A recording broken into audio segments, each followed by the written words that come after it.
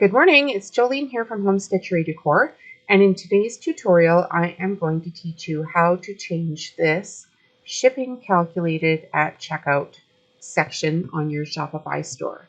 So this is my actual store and this is a product that I sell. It's a modern floral bathroom shower curtain, and so this is the website, and I'm going to go back in here to my actual Shopify store.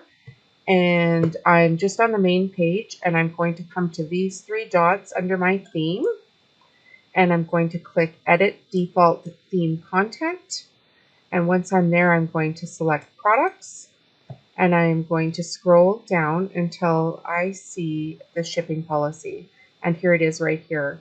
If you want to remove it altogether, you can just highlight this entire section and delete it. But if you just want to change this text, which I am going to do, I'm going to type in best shipping rates apply, and I'm going to hit save.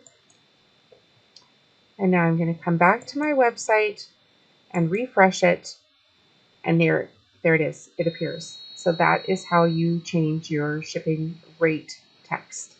Have a great day, everyone.